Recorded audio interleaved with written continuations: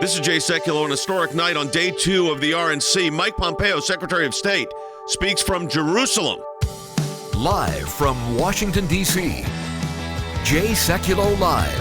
President to move the U.S. Embassy to this very city of God, Jerusalem, the rightful capital of the Jewish homeland. And just 2 weeks ago, the President brokered a historic peace deal between Israel and the United Arab Emirates. This is a deal that our grandchildren will read about in their history books. Phone lines are open for your questions right now. Call 1-800-684-3110. An American hostage, imprisoned in Turkey for 2 years, Pastor Andrew Brunson, said upon his release that he survived his ordeal with these words of Scripture: be faithful, endure, and finish well. If we stay the course, we will. And now, Chief Counsel for the American Center for Law and Justice, Jay Sekulow. Hey, everybody, welcome to the broadcast, and it's good to talk to you. What a historic night. Even CNN, shockingly, had to acknowledge the significance of the event. And, of course, we're going to get into Mike Pompeo's statements. By the way, that was from the famous King David Hotel in Jerusalem. Logan's with me right now today, and you have been there. I have been there. I've been at that very spot.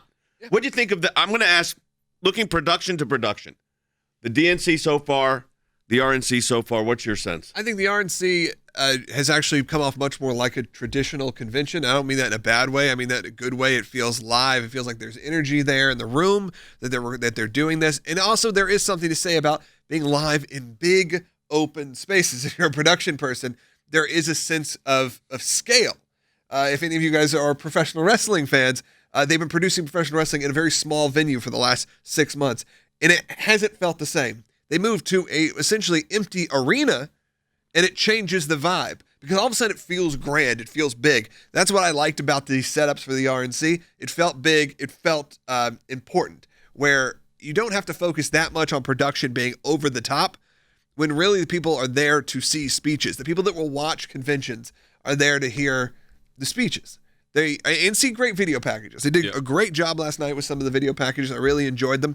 Are there hits and misses throughout both of these conventions? Absolutely.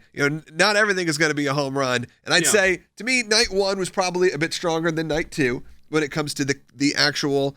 And I like night 2 better than night 1, but I guess that's just your different pace, different people. Yeah, I felt that the first night had a stronger energy to it. Night 2 had more memorable moments. Yeah.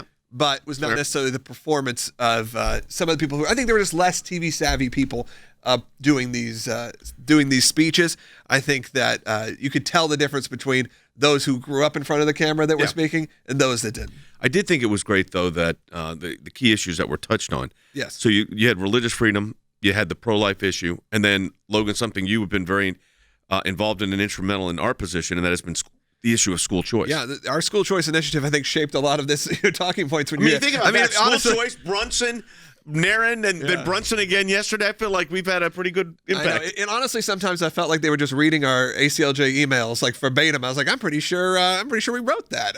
We didn't, but I do think we were on the forefront of that issue. People were talking about it, but not near as much as when we started bringing it to light. And it was really the focal point of a lot of the speeches. Almost everyone brought up school choice, whether that was the First Lady, whether that was Tiffany Trump, whether it was Eric Trump. It seemed like the majority of the people were bringing up school choice the first night with Tim Scott, obviously, and then now last night, pretty much throughout the whole show. There was even that great video package of school choice that was done with Vice President Pence. I thought that was really well done. So overall, I'd say production was solid. The show itself, the convention was good. I think that sometimes less is more, and the RNC is showing that you didn't need a big giant virtual reality set and you just need what people were watching cable and broadcast news for. That's why, it's not that hard to just say, okay, let's do that. And the live audience, I think, helped last night for the First Lady as well. I'd like to have your reaction to these conventions, how you see the differences about the issues as well. Our phone lines are open. We'll take calls early. 1-800-684-3110. 1-800-684-3110. Don't forget the ACLJ and a Matching Challenge campaign. Last couple of days here, folks. We want to finish strong. ACLJ.org.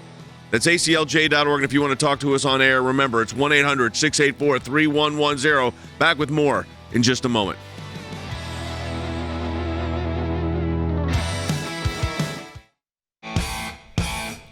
Hey, welcome back to the broadcast, everyone. We're taking your calls, 800-684-3110.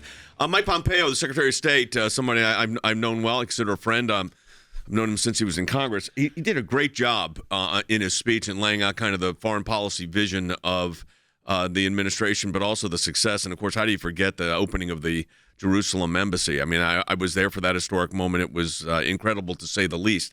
Having said that, he's getting flack today, and he did yesterday, from some that are saying, I can't believe he's doing that. It violates the Hatch Act. And it doesn't, by the way. There's been thorough research done on all of this. None of this is done by accident. And I will tell you this also, taking it one step further.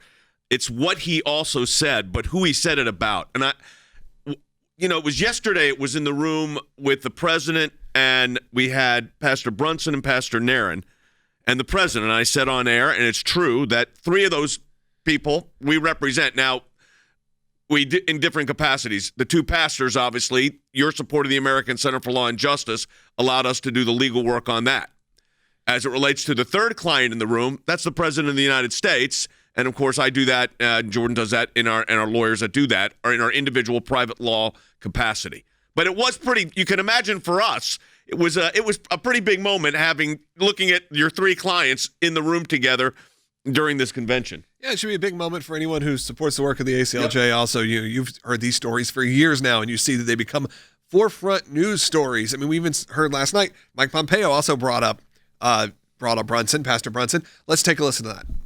An American hostage, imprisoned in Turkey for 2 years, Pastor Andrew Brunson, said upon his release that he survived his ordeal with these words of Scripture: "Be faithful, endure, and finish well.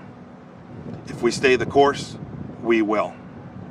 May God richly bless you, and may God bless our great nation, the United States of America. I think that was, again, the fact that it was, and this shows your support for the ACLJ in action. I mean, I hope that's what you're seeing through this. I mean, our clients, and I say your clients because you are supporting our work, it's you too, are being mentioned right there by the President of the United States, by the Secretary of State 2 days in a row. So you're talking about impact. And, of course, listen, God was very good in the release of these pastors and the others that were held captive, and the President deserves a lot of credit for the tremendous efforts he engaged in. But, again, without your support, it doesn't happen. So I just want to first say thank you to all our ACLJ members, and I encourage you, if you've not yet supported the work of the ACLJ and you're able to do so, to go to aclj.org and do that. That's aclj.org. I want to take a call early out here, Logan, if we can, and then I want to get into a little bit. We may do this in the next segment. We're getting into the school choice issue too. Okay, let's go to Jerry in Rhode Island on line 2. Jerry, welcome. Hey, Jerry. Hello, team. And there's a reason it's a team, because it's all a team. And the first night, absolutely, and you're part of that team, Jerry. You are. Well, it's fun to interact, and it's fun to hear other people across the country, including that guy who called in CNN, says, "I haven't heard God and the Democrats. I'm voting Republican." But yeah, I did see. I saw that. So the one thing I was pointing out, and I said to your other son, Jordan, about the 20% in the middle, and Logan was talking about big production with small people, real people.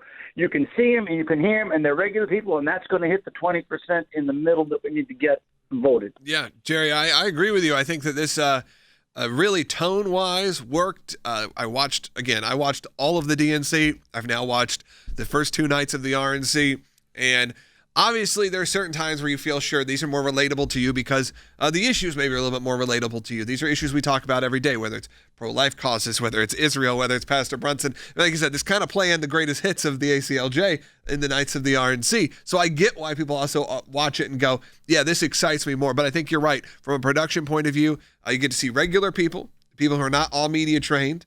And I think there is some, it's a little more genuine. But overall, I thought it was a good night. I look forward to tonight. Midnight tonight. So you've got Mike Pence speaking. That's right. We got the former Director of National Intelligence, Acting Director of National Intelligence, and former Ambassador to Germany, Rick Grinnell. Who else is on the list, We'll get the full list pulled for tonight. Yeah, put that in the chat. I'll read it out. It's a pretty big, I think it's going to be more of a foreign policy, again, kind of a foreign policy focus, I'd say, and national security. When they first announced that President Trump was going to be speaking every night, I was a bit nervous and hesitant. I thought, that's an interesting move. I don't know if that's good. But it's not. I thought it could be good for ratings. I thought, obviously, where the president goes, so do eyeballs. So I understood from that point of view. But I like that it's actually more like special, unique moments, and they're memorable moments. They are moments that, again, will last. Not unlike his State of the Union, which, like we said before, the State of the Union this year I feel like is one of the best of our lifetime. The negative with that is that COVID-19 hit so shortly after that. I don't want people to forget what happened in that State of the Union and how impressive it was, whether it was the Tuskegee Airmen or whether it was all those big moments. I feel like he's replicating some of that tonight or in the last few nights, whether that is, again, the naturalization and of people that were coming in legally. I thought that was a great moment. Big moments from the president. I like these little appearances. But tonight, here, I got the list for you. I'll go through most of them. Vice President Mike Pence, obviously, is sort of the headliner. The Second Lady Karen Pence. Now, some of these may be 2 minutes. You never know. Right. Senator Marsha Blackburn of Tennessee. We know. Senator Joni Ernst of Iowa. Yep. The South Dakota governor, Dan Crenshaw. You all know him. He's become not only a representative of Texas, but you know him as just as a political figure, as someone who everyone knows. We have a bunch of Lee Zeldin, Lee Stefanik, and then obviously said former acting director of national intelligence Richard Grenell, Kellyanne Conway, a long list of people that are going to be on there, and we go over and over again. Executive director of the Associated Contract Loggers and Truckers of Minnesota. Yeah, I think that's honestly, those are the ones that are interesting. Yeah. It was like the lobster guy last night. Like, that was kind of fun. Like, it was fun to hear something just a little different. And Laura Trump. And who else? Anybody else here in here that I miss? I will go through the president of the National Association of Police Organizations.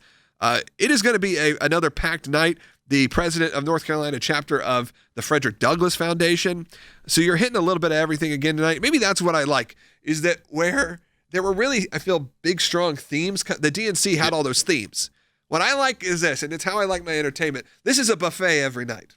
This is a little bit for everyone every night. So if you like your national security, you're going to like tonight, but you're also going to like it because you got a little bit of the truckers, and you got a little bit of the Frederick Douglass Foundation, and you have a bit of a mix. Player. Yeah, and the first night you had obviously Herschel Walker, and you mix it up, and I think that's what makes this interesting. That actually, now that I'm thinking about it, maybe the key to what's making this so much more fun to watch is that the topics change person to person. Sure, there's some general thoughts, theme, yeah, but they're not the same thing on repeat for 3 hours, and I feel like that's what happened at the DNC. Yeah, let's go ahead. We'll take another call. In the next segment, I want to get into the school choice issue.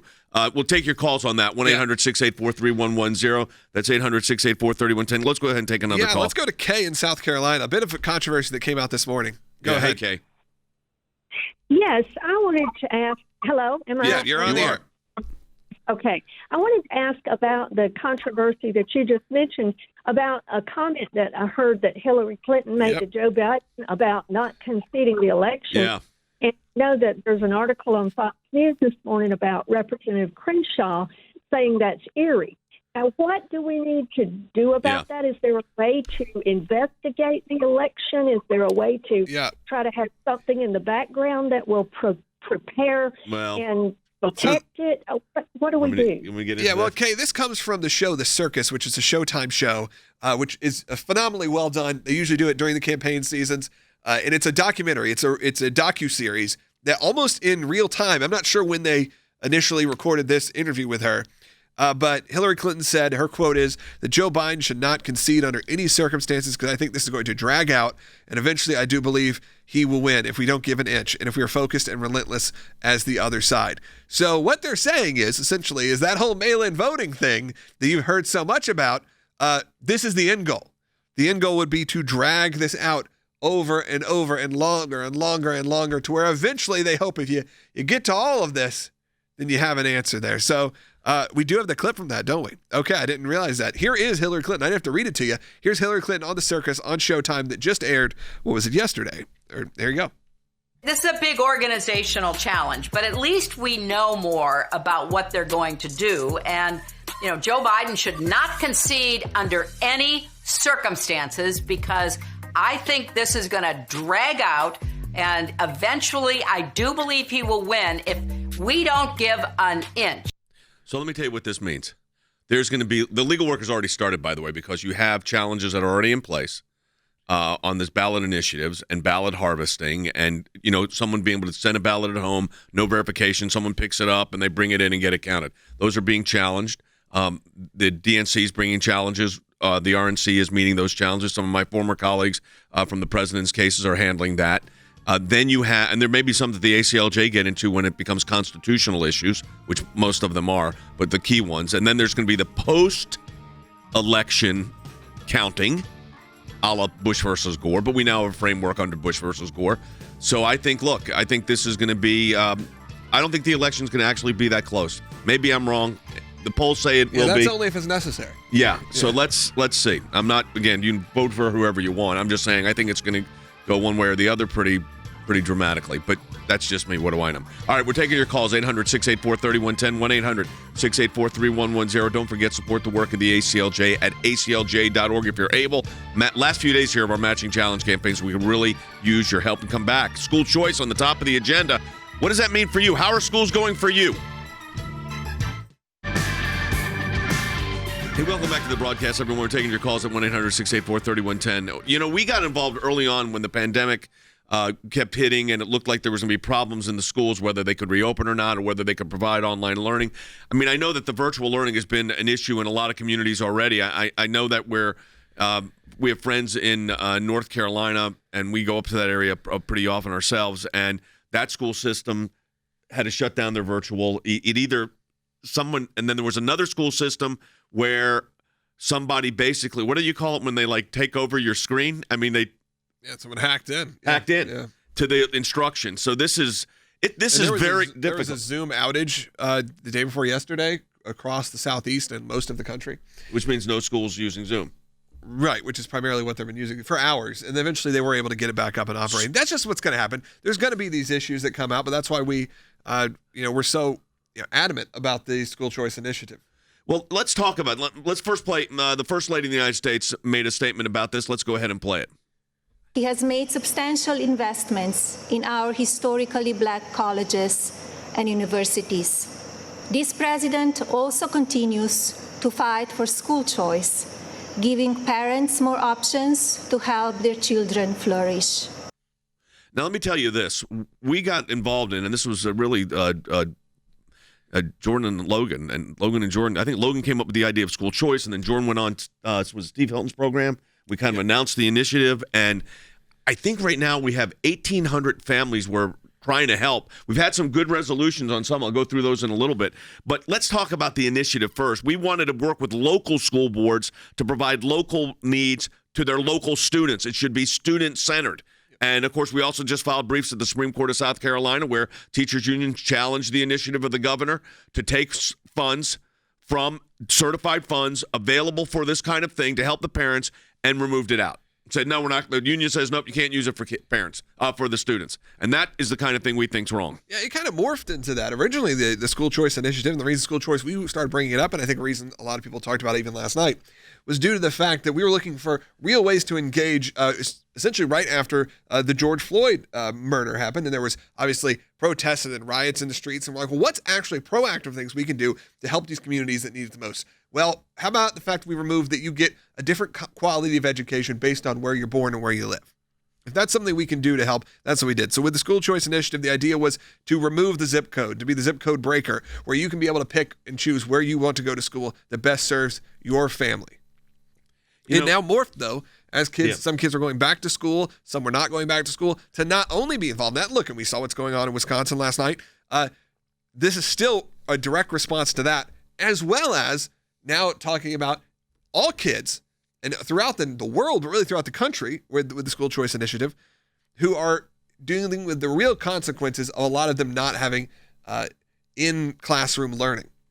And we are coming up with a lot of new and creative ways, and stay tuned because we're going to have some great new stuff coming up. People to see that coming up very, very soon in the next few weeks to announce that I hope you guys are going to want to get involved in on ways that we can help continue to educate kids in the core values that you guys share. Yeah, we got some great content coming. Let me give you some victories, though. In Georgia, we helped a disabled, and by the way, a lot of these cases, they're heartbreaking. It's kids with special needs, parents in very difficult situations, single parents. But in Georgia, we helped a disabled parent with 2 sons who needed laptop computers in order to complete their assignments during the remote learning periods. We sent the letters to the school requesting those computers be sent. The school has provided now the parents with the laptops for each of the children because they have the discretionary funds through the federal government's grants. In the ACLJ has helped a single mother as well as other families both in Texas and California, again, whose children did not have the necessary computers needed for distance learning. They now have those computers. In California, we had a case where 4 sets of working parents in California contacted us because they were unclear as to what the child care and student supervision provisions were going to be under the local laws there, and we got that worked out. I mean, the list goes on and on and on. But what we try to do at the ACLJ on this initiative is be relevant and respond at the speed of relevant to help these parents that are struggling to do this. And look, it's not perfect, even as Logan and I were just talking about. I mean, there were school systems yesterday that were completely offline because Zoom went down, and then they had the hacking situation. I guess it was a hack that took place in the Asheville, Waynesville, North Carolina, that area of the country, Western North Carolina. And it happens. And it's difficult. So we want flexibility. And at the ACLJ, we are doing everything we can to get the flexibility for the parents. Let's go ahead and take another phone call. Okay, let's go to Patty. He's calling in Missouri online too. Hi, Patty. Hi, Jay. First of all, thank you for everything you do. But Sure. I just watched last night the First Lady talk. I thought she gave a fantastic speech. She touched on a lot of subjects, but the dear old media said, oh, they didn't go touch anything as far as the issues, and it just breaks my heart that they continue to try and bash our country. I'll tell you this though. Even CNN, after Melania Trump was done, they said, well, you really can't say anything that other than that was a really good speech. Yeah, they said that they figured out a way because they said that she was great and she did a great job and it was a great speech. However, it contradicted everything that her husband stands for and everything the administration stands for. So they had their comments. Look, I've watched the coverage after, and so do I. Be your own judge. Yes. Watch this stuff yourself. Don't listen to the talking heads on either side because there's 3 networks that are covering this, are going to cover it. One is going to give you one point of view. One is going to give you the other point of view. And the other one is going to give you probably still the other point of view. It's just be a judge for yourself. Watch this content. Deal with it. If you want to watch the coverage, that's fine. But you'll get so frustrated and upset because the narrative is regardless of what the content is. They're going to push the narrative they want to find. I think that's right. So it doesn't matter. Just like when that MSNBC producer quit a couple weeks ago, she said this happened continually, where she's not even a conservative. She just said, I'm sick of them saying, if it doesn't fit our narrative, we're not going with it. They're going to find a way to say it was bad. Okay? Don't watch it. It's a waste of your time. If you want to do it just to get fired up before you go to bed, I guess that's fine. But I tried to watch it. It was very frustrating because the reviews were just completely, they were so biased and so extreme that it was borderline unwatchable television. If you want to find unwatchable television, it is the 3-person panel that does the MSNBC post-show. That is unwatchable. The worst I've ever seen. It is, it's so awkward because they're all sat in this weird... If you want to talk about bad production, that's bad production. Well, it's pretty hard to beat this production. I think we've got as good a production as anybody on TV, to be quite frank, or better. It was just awkward and weird. And they're, again, especially when nights like last night, where even if you don't agree with a lot of the statements, you can't really give it a huge negative commentary, but they have to find a way. So it just becomes awkward as they're grasping for straws to figure out, well, what was the worst thing that happened here? What's the bad thing they said here? And obviously they went after a lot of Abby Johnson about her pro-life stances. They went after a lot of people on this specific topics because they know they really couldn't say anything. But MSNBC was just saying, oh, the production was just too dark. Everything was too dark the first night. And then the last night, it was just too bright. Everything was it was just too dark. I mean, it's so absurd. It's unwatchable garbage.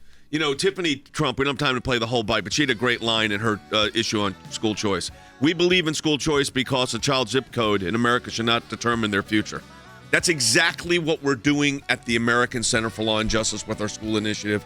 We've got our lawyers are jammed. We got a bunch of contacts. I see the contacts coming in every day. More of them came in today.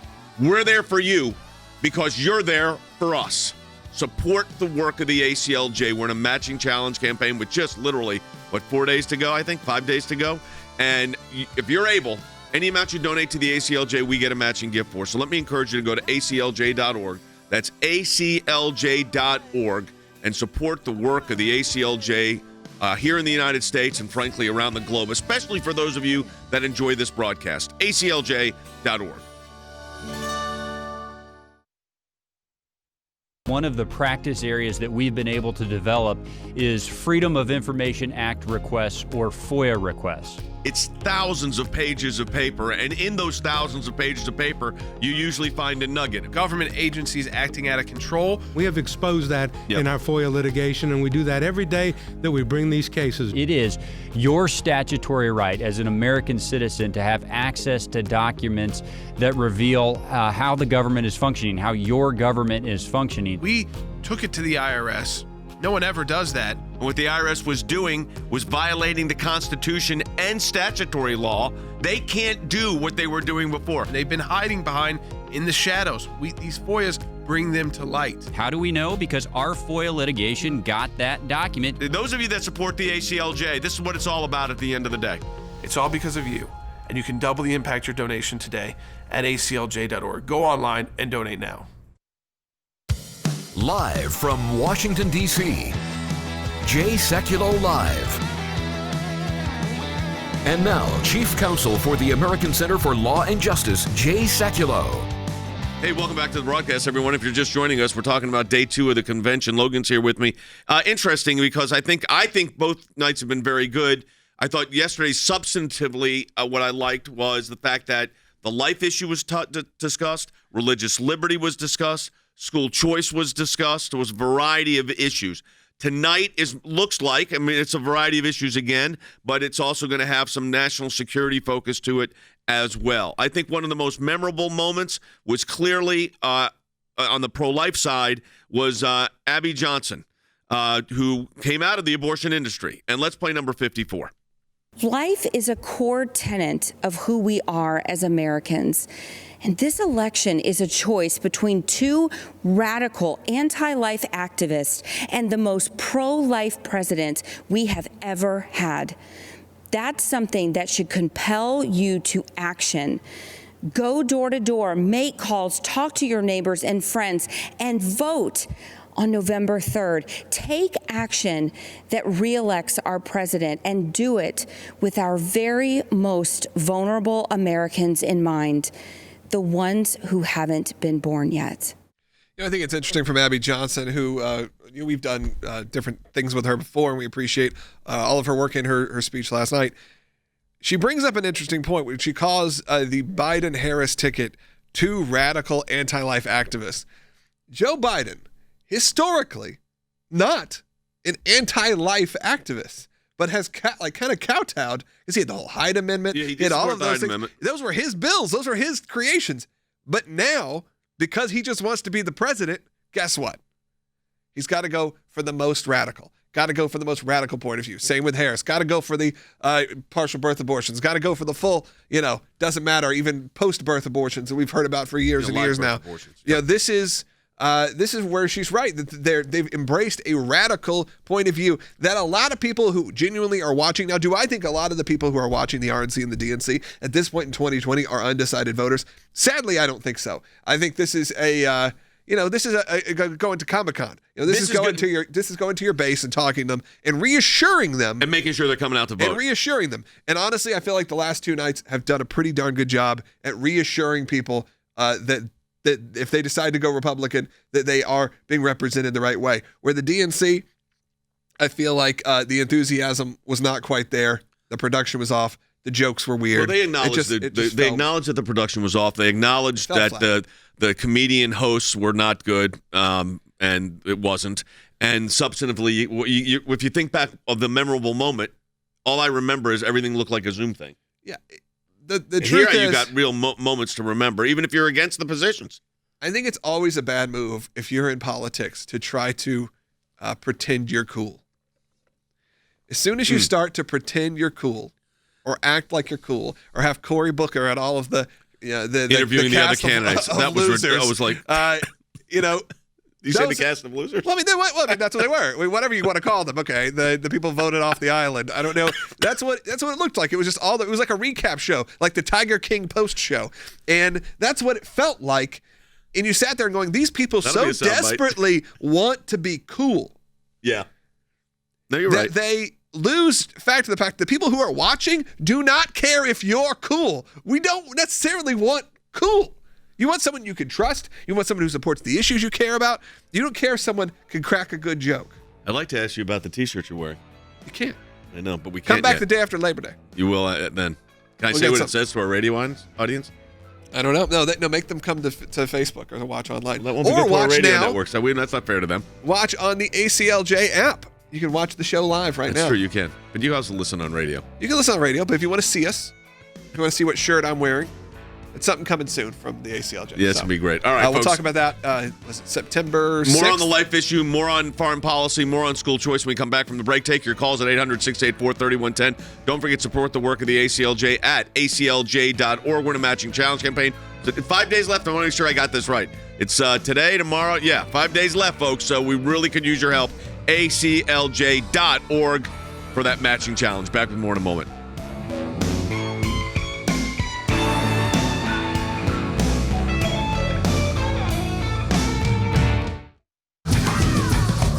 Hey, welcome back to the broadcast. Taking your calls, 800-684-3110, 1-800-684-3110.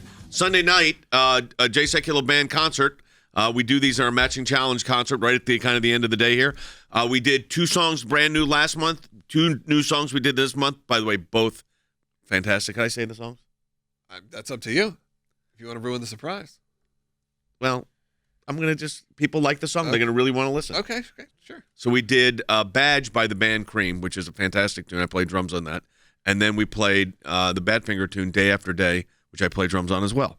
So I was really pleased with the way it came out. I finished my takes yesterday and really pleased with the way it's. So we're going to pull some stuff from our archives. You'll have the 2 new songs from last month, 2 new songs from this month. It'll be a lot of fun and some songs we hadn't played for a while. But again, hopefully soon we will get the band back in the same room at the same time. And to clarify, it's on Monday night. Monday night. Monday night's the last day of the month. So that's why That's right, Monday night. So that's even better. So we look forward to having you watch that. One of the things you said, Logan, was, and we're going to go to this, Jason Joyce, who was a lobsterman from Maine, was that you like the fact that there were real people being I think we can kind presenting. of forgive sometimes the production of that. Necessarily, they're not used to reading a teleprompter or giving speeches.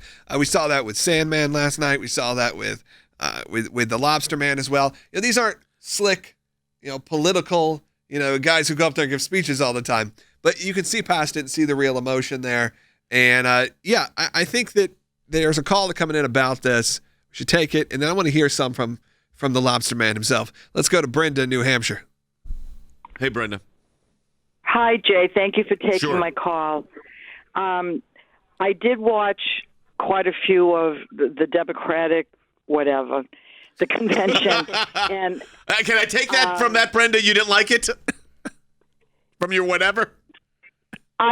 My relationship with Jesus Christ held me back from going off at the nursing home. I'm glad to hear that. All right, go ahead. I'm 70 years young, and I'm so grateful. Number one, right, for your ministry and helping. Thanks. All that you do. It's crazy. I appreciate it. Seriously. My Thanks. husband makes us listen to this religiously, and I'm glad he's making you do that. All right. Thank you. What's your question or comment? Night and day. No, Jay, night and day. Yeah. And I thank your son for his advice. I hope people take it. Don't even listen to the commentators because it's a waste of energy and time. But the difference between the speeches the last 2 nights, I've listened. I work a 3 to 11 shift, but I was like, I have to listen to these. They were just so inspirational. Kimberly, she had me in tears. I was crying. I was like, she was so on fire. I don't know how to pronounce her last name, so I don't want to, Yeah. Thank you. And she had everything in there. Seriously, the brainwashing, making us believe that this is a terrible country. The wonderful gentleman from Cuba. This was the second Mr. time Alvarez. I heard his story. Oh, he was great. Yes, also great. He was. I'm sending that out to people. Yes. I have some coworkers. They're boasting. I never vote. Well, I'm sending that out. Yep. And just saying, please listen. And if reconsider voting and to vote properly, because if you don't, we are going to lose the soul of America for real, as Kimberly so eloquently put it. Yeah, one of the people that spoke out was last night was the lobsterman from Maine, Jason Joyce. Let's take a listen to this. I live on an island with 370 residents, and lobstering is how we provide for our families. Maine's lobstermen are true environmentalists. We practice conservation every day. If we didn't, we'd be putting ourselves out of business. 4 years ago, the Obama-Biden administration used the Antiquities Act to order thousands of square miles of ocean off limits to commercial fishermen. They did it to cater to environmental activists. Although Maine's lobstermen don't fish there, Obama's executive order offended us greatly. It circumvented the Fisheries Council's input. President Trump reversed that decision, reinstating the rules that allow stakeholder input, and he supports a process that seeks and respects fishermen's views. And Brenda, that specifically lines up with what you just said, which is it's appealing to people like you who are working 3 to 11 and have different schedules than a lot of people and are working in different areas of the world, different areas of the country. I really liked that. I loved that speech. I thought that was again, you're touching on real people. This doesn't feel like a Hollywood show at that point. There's enough razzle dazzle in it to make you excited and fun. I think it's human emotion, and it works. Again, this is not. They didn't have to go in there and rewrite everything. You had to go in there and just have people being themselves and telling their stories. And I think that's what's important here. Something else you said, though, Logan, I think is really important, and that is, and obviously these individual stories are having a huge impact because we're knowing people's name. Mr. Alvarez. She mentioned Kim Guilfoyle. You could, we talked about the statements from Eric Trump made a great speech last night. Here's what Mr. Alvarez said. This was what was lacking in the DNC convention. I think even if you're a Democrat, what was the memorable moment? It wasn't this. Take a listen. My parents only wanted one person to decide my fate. Me. Not some party member, not some government official, not some bureaucrat. In America, I would decide my own future. I am so grateful to America, the place where I was able to build my American dream through hard work and determination. That was obviously from Mr. Alvarez. Some of the big criticism of the RNC have been their lack of acknowledgement, is what they've said, of COVID-19. Or lack of acknowledgement, which I don't think I think that's baseless, or the lack of issues going on in the country.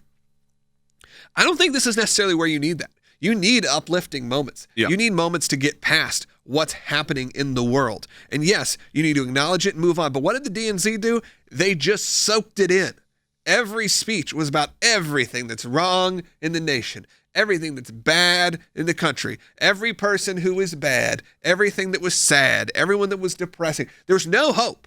There was no hope. The hope was vote for us. Maybe we can figure this out. Maybe we can make it better.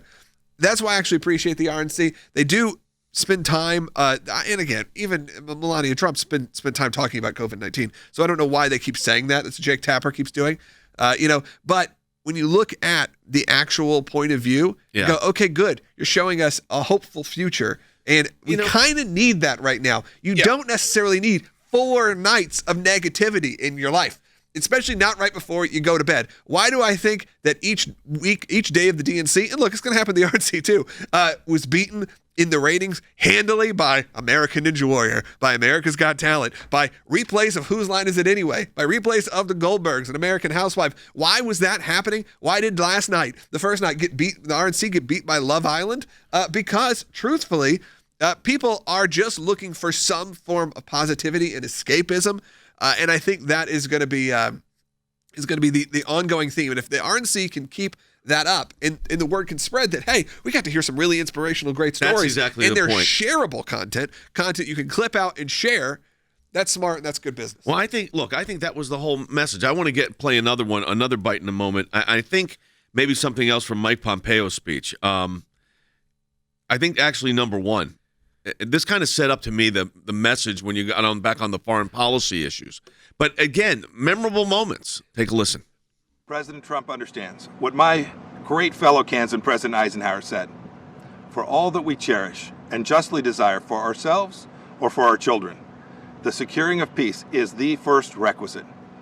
Indeed, the primary constitutional function of the national government is ensuring that your family and mine are safe and enjoy the freedom to live, to work, to learn, and to worship as they choose. And meanwhile, Mike Pompeo was in Israel, And just a week ago, the United Arab Emirates and the Israelis executed joint agreements, bilateral agreements for trade, for tourism. This is gigantic. And of course, they didn't bother mentioning that at the other side. And CNN, well, yeah, that was important because someone raised that yesterday, one of the conservative commentators. Yeah, well, that was important, but look at, and then they go back to the COVID-19. I got to ask a question to anybody listening to this radio broadcast right now.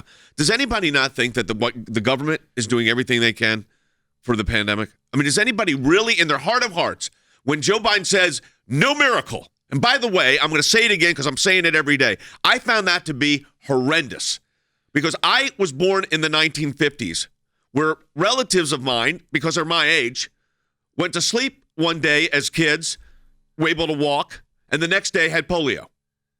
And when Jonas Salk came up, and I said this yesterday, and I said it the day before, and I'm going to say it every day. And when Jonas Salk came up with the cure for polio, the polio vaccine, you think people were saying this is miraculous? I think they were. So when we get the COVID vaccine or the therapeutic that works for everybody, that's going to be miraculous. Miraculous is important. And it's like, it's Logan, it's like they're tone deaf on this stuff. Oh, well, Joe Biden put out in a tweet. He said, when they say the best is yet to come, that's a threat. So if you're saying good stuff is around the corner. Like a vaccine or a therapeutic. That is a threat to America. And I'm sorry, there are many words I'd like to say right now I cannot say on the radio. I know that. But this is absolutely insane. This is where you have to take a real hard look at it. We don't tell you who to vote for or not to vote for. But if you think positivity is a negative, and you think by saying the best is yet to come, that's a threat to your society, I'm just going to leave it at that. Okay. And by the way, Will and I do another radio show, and we have a full another hour. So if you want to hear us say some of those words, no, I'm kidding. You may be on some networks soon that follow us. Yeah. Find us on Logan Sekulow Reprogram. We'll be back this afternoon with another hour. Taking care of business. I'm trying to think, is that, we played that one already, right? But we're going to replay, as part of the new concert, well, that'll be in there. We had a lot of fun with that. We did double drums on that. No double drums on the two new ones because Badfinger didn't do double drums, and Cream had, of course, just Ginger Baker. Cream just had, actually, Eric Clapton. It was a bass guitar, a drum, and Eric Clapton. So you have a much bigger band than we have a bigger band than Cream, and it sounds a little... You have a bigger band than the Allman Brothers Band. You have, I think there's 14 people in the Jay Sekulow band. No, we have about the same size as we're a jam band. Yeah. How many drummers can you have? Well, Allman Brothers had 2 drummers and a percussionist. Well, so do you. Well, Elefante, it's true. He does play the percussion. So, but they did that for every song. We don't do double drums for every song because sometimes Chris play guitar or I'll play guitar. Yeah, I know. Not every song. You complaining? No, I'm just saying. It's you have a much more... exhaustive band. There's a lot of them. Yeah, we're exhausting. There's a lot of them. We're a lot older. Well, not older than the Allman Brothers, about the same age. No, they're older. Most of them, sadly, no longer with us. But well, that's not because of their age necessarily. I don't know. It was a rough lifestyle. All right. Hey, phone calls, phone lines are open, 1-800-684-3110. I'll slow that down. 1-800-684-3110. We do have some phone lines open if you want to get your voice heard right now. We've got about 7 minutes left in the show. This is a perfect time to call and find out about your thoughts on the RNC heading into night 3. And the headliner, obviously, tonight, Vice President Mike Pence. Yes, yeah, Mike. I think that, look, there's a lot of big ones. Mike Pence in there, Rick Grinnell, the former Director of National Intelligence, former ambassador to Germany, again, very instrumental in the Brunson release. Let me play Senator Rand Paul. Interesting, he spoke. He brought up a very specific issue. I thought it was really interesting. Take a listen. I'm proud of the job Donald Trump has done as president. I don't always agree with him, but our occasional policy differences are far outweighed by our significant agreements. But more important than simple agreement is accomplishment. President Trump gets things done. When some in Congress wanted a so-called revenue-neutral tax plan, Donald Trump and I worked together to make sure that it was a true tax cut. You know, we live in an interesting world where you have to qualify the fact that we don't always agree on everything. If that is the truth of how you vote, is you agree on someone 100%. I don't agree with anyone 100%. I don't agree with you 100%. I don't agree with practically anyone 100%. You agree with yourself 100%? Not even yourself? No, I contradict myself all the time. But for other people, I think the fact that you have to reinforce that, hey, I don't always just like what he says. I don't always like what he does. I don't like anything. I don't like that in general. I think that's so sad. That's a sad commentary of where we are. Rand Paul, I do like his statement. I agree with him because I don't agree with anything that, everything that anyone says, but it's a bit sad. It's interesting because I just was looking at some of the comments that were coming in on the Facebook sidebar here, and people were moved by the pardon, which I was too. And I think that, listen, Republican or Democrat, the Second Chance Act has been phenomenal. What the president did last night by granting that pardon, I think, was just this is what needs to be happening, and this was great. I don't know if we have sound from that, but if we do, I want to play it. But if not, I could summarize it for you. Basically, a guy that had a long prison sentence. The judge said, and the guy ultimately became a Christian, and the judge said, I don't know why I'm doing this. It's what he conveyed last night, but he went to the lower end of the prison term. Still, it was like 10 years. And then the individual that was pardoned said that he was going to dedicate his life to helping people get second chances. And he's done a phenomenal work, I think, in Las Vegas, Nevada, and his name is John Ponder, and other places as well. Do we have sound from him? We do. Bite 19. Let's play it. My hope for America is that formerly incarcerated people will be afforded the opportunity to take advantage of the fact that we live in a nation of second chances. My hope for America is that law enforcement and people in the communities across our country can come together and realize that as Americans, we have more in common than we have differences. My hope for our great nation is to continue on this path we are on of being the most prosperous country in the world.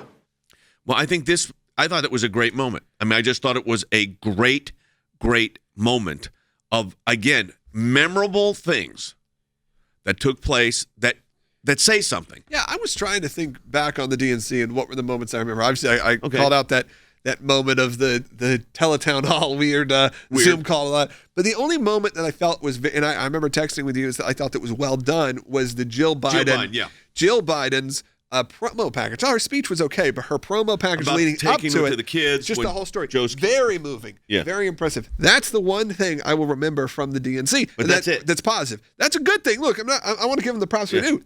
They did a great job on that package because I honestly didn't know a whole lot about her. Yeah. By the end of it, was kind of wondering why they weren't putting her up as the as the candidate. Truth be told, but yeah, it's one of those moments where that's one of the positive moments that maybe came out of there that. I can see the package win. On Joe Biden was good, and talking about the family tragedy that Joe Biden had, and here was this young woman. I think she was 26 years old, going to take over this family. Yeah, and it's a beautiful story. I think that they did a really good job. But there were not, other than that, and that was a good moment. I just don't recall great moments.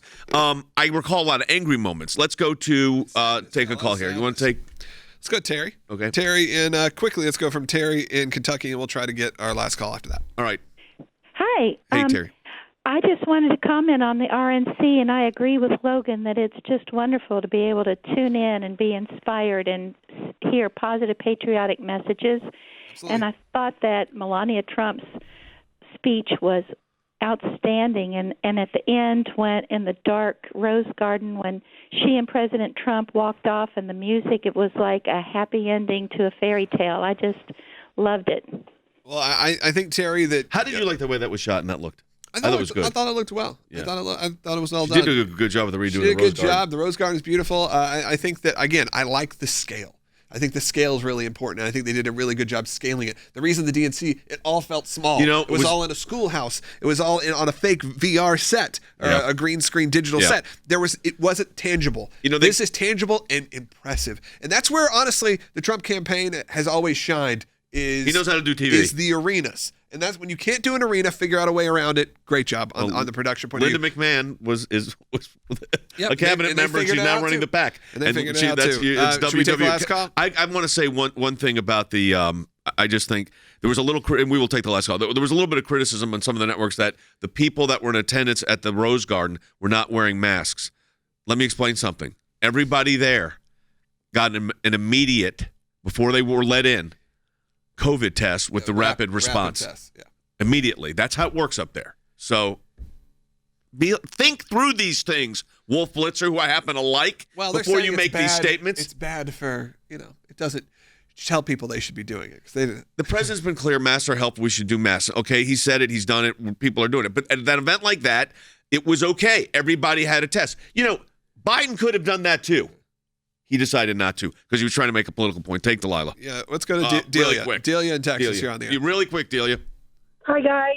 Thank you so much for everything. I'm so grateful for everything, and I'm glad that I donate every month. Thank you. It really makes me feel better that you guys are helping. Thank you. But my question is, can they really do something to Mr. Pompeo for being there speaking in Israel? No. They can make it political hay. They'll start another one of their cockamamie investigations, and then it'll go to nothing because there was no violation of the law. And you know what? They know it. Joe Biden had, when they were doing the roll call, people in military uniform in one of the states. Come on. You know what this is. Petty politics. They had nothing else.